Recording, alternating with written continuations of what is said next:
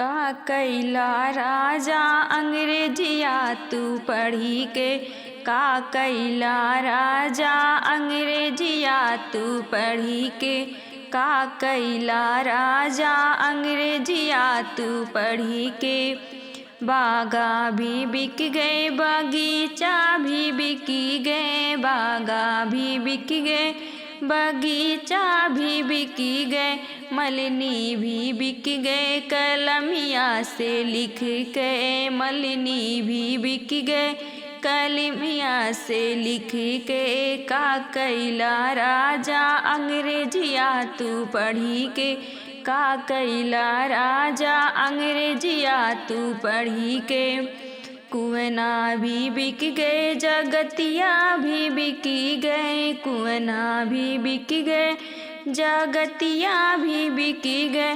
महरनिया भी बिक गए कलमिया से लिख के। महरनिया भी बिक गए कलमिया से लिख के। का कैला राजा अंग्रेजिया तू पढ़ी के। का कैला राजा अंग्रेजिया तू पढ़ी के। ताला भी बिक गए तालाब भी बिकी गए। ताला भी बिक गए तालाब भी बिकी गए।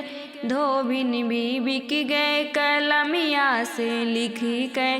धोबिन भी बिक गए कलमिया से लिख के। का कैला राजा अंग्रेजिया तू पढ़ी के। का कैला राजा अंग्रेजिया तू पढ़ी के। महला भी बिक गए दू महला भी बिकी गए।